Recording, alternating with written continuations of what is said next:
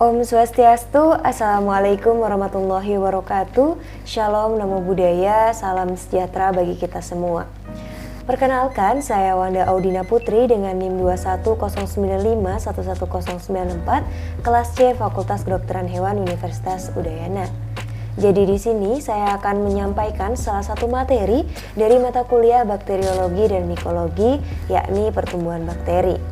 Baik, langsung saja kita mulai. Sebelum kita membahas tentang pertumbuhan bakteri, ada baiknya kita tahu dulu nih, bagaimana sih susunan atau morfologi dari bakteri itu sendiri. Bakteri ini tersusun atas dinding sel dan isi sel. Di sebelah luar dinding selnya terdapat selubung atau kapsul. Nah, di dalam sel bakteri ini tidak terdapat membran dalam dan organel bermembran seperti kloroplas dan mitokondria. Struktur tubuh dari bakteri ini tersusun atas flagela, dinding sel, membran sel, mesosom, sitoplasma, DNA, plasmid, ribosom, dan endospora. Flagela pada bakteri ini bisa terdapat pada salah satu ujung, pada kedua ujung, ataupun pada permukaan sel. Nah, ini berfungsi sebagai alat bergerak bakteri. Kemudian ada peran bakteri dalam kehidupan sehari-hari.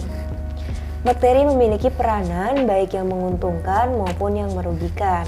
Dalam kehidupan sehari-hari, banyak manfaat yang bisa kita dapatkan dari bakteri.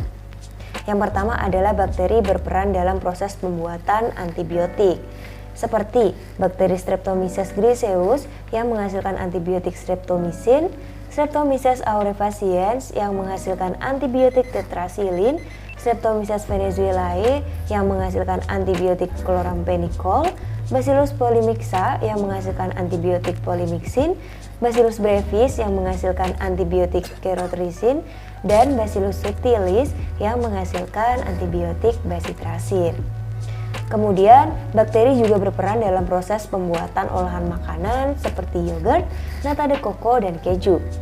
Proses fermentasi yogurt menggunakan dua jenis bakteri, yaitu Streptococcus thermophilus yang berperan dalam pembentukan cita rasa yogurt, dan Lactobacillus bulgaricus yang berperan dalam pembentukan aroma. Bakteri yang berperan pada proses pembuatan nata de coco sendiri ialah bakteri Acetobacter psyllinum, sedangkan bakteri yang berperan dalam proses pembuatan keju ialah Lactobacillus bulgaricus. Selain untuk membuat makanan, bakteri juga membantu dalam menghasilkan biogas dan mengikat nitrogen. Bakteri penghasil biogas ini adalah kelompok Bacteroides dan kelompok Enterobacteriaceae. Sedangkan bakteri pengikat nitrogen adalah Rhizobium radicicola dan Nitrosococcus. Kemudian bakteri juga memiliki peranan negatif terhadap makhluk hidup, seperti halnya pada manusia, hewan, dan tumbuhan. Seperti yang kita ketahui, banyak bakteri yang menyebabkan penyakit-penyakit seperti halnya diare yang disebabkan oleh bakteri Escherichia coli. Kemudian juga ada penyakit DBC yang menyerang paru-paru yang disebabkan oleh bakteri Mycobacterium tuberculosis. Pada hewan sendiri ada juga bakteri Bacillus anthracis yang dapat menyebabkan penyakit sapi gila. Selain pada manusia dan hewan, bakteri juga dapat menyebabkan penyakit pada tanaman. Contohnya bakteri Xanthomonas oryzae yang menyebabkan penyakit kresek pada padi, dan bakteri Ralstonia solanocerum yang menyebabkan layu pada tanaman tomat. Baik, kemudian kita masuk pada pertumbuhan bakteri. Kalau pada kita, pertumbuhan biasanya ditandai dengan volumenya yang bertambah, misalnya volume ukuran atau substansi atau berat. Misalnya nih, kita bertambah tinggi ataupun kita bertambah berat badan.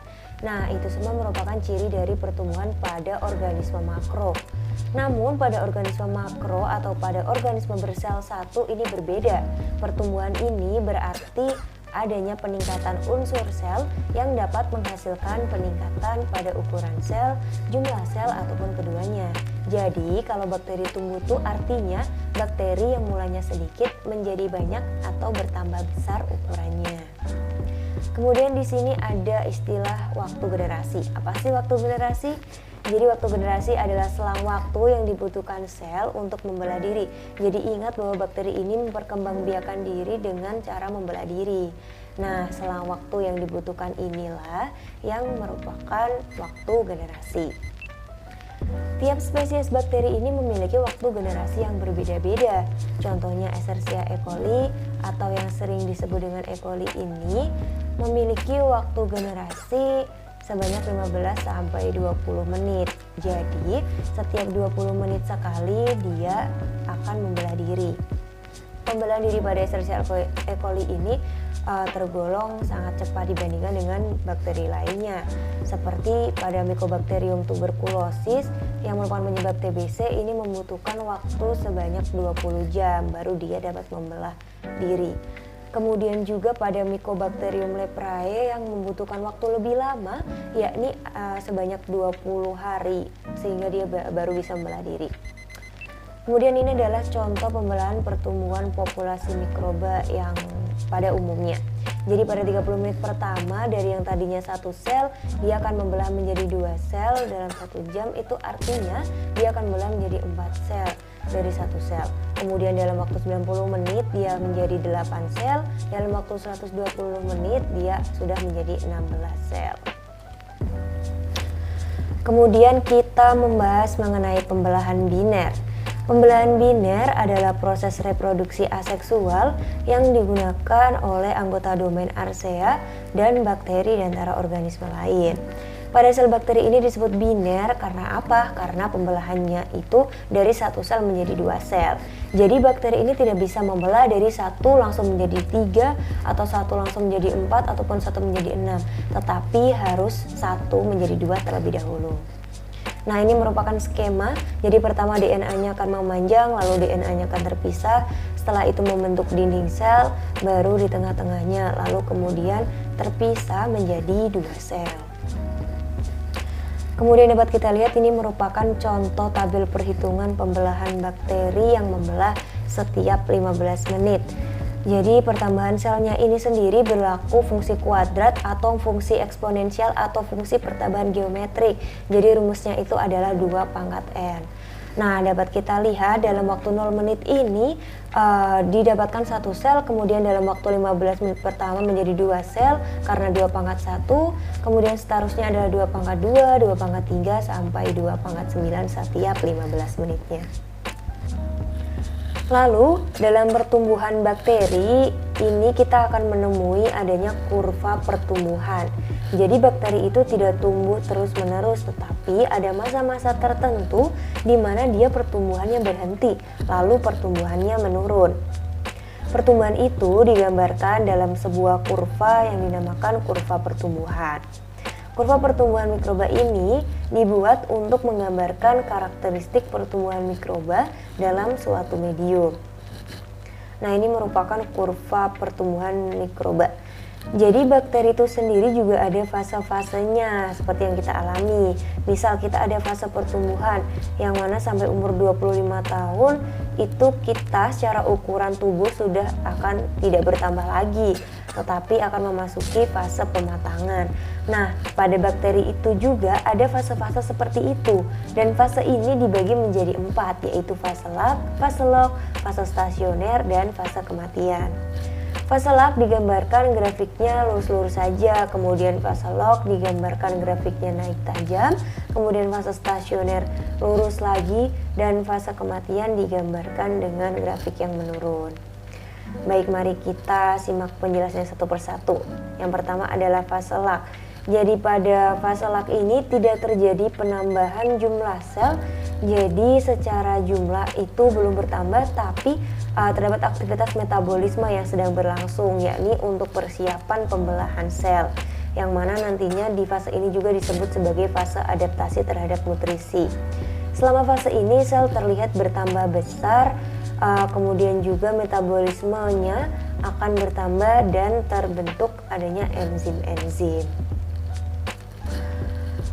Kemudian berapa lama sih fase log ini?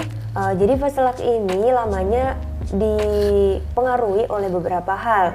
Yang pertama adalah jenis bakteri itu sendiri yang mana berbeda-beda, di mana contohnya yang seperti saya jelaskan tadi, ada bakteri E. coli yang membutuhkan 15 menit, Mycobacterium yang membutuhkan 20 jam, dan ada juga yang sampai membutuhkan 20 hari. Kemudian yang kedua dipengaruhi oleh jenis medianya, yang ketiga dipengaruhi oleh fase biakan yang ditanam, Kemudian dipengaruhi pula oleh banyaknya bakteri yang ditanam dan juga dipengaruhi faktor lingkungan. Lalu setelah fase lak ada fase lock. Jadi pada fase ini pembiakan bakteri berlangsung paling cepat. Bakteri akan bertambah banyak dan akan membelah diri terus sampai jumlahnya sangat banyak sekali. Pertumbuhan bakteri pada fase ini terjadi seimbang. Sel-sel bakteri membelah secara teratur dengan laju yang konstan. Nilai logaritma dari jumlah bakteri hidup dibanding waktu pada grafik akan terlihat atau dilihatkan sebagai suatu garis yang lurus. Nah, kalau sudah naik tajam nih, maka sudah masuk pada fase stasioner. Fase stasioner ini anggaplah dalam suatu cawan petri itu terdapat bakteri yang udah tumbuh banyak sekali, kemudian sampai bakteri itu akan membuang sisa-sisa metabolismenya. Dan dimana kalau sisa-sisa metabolisme itu sudah banyak, maka akan terjadi penumpukan berupa racun yang tertumpuk akibat metabolisme sel itu. Kemudian juga disebabkan adanya nutrien yang sudah mulai habis karena medianya digunakan oleh banyak sekali bakteri. Akibatnya terjadi kompetisi nutrisi sehingga beberapa sel mati sedangkan yang lain tetap hidup.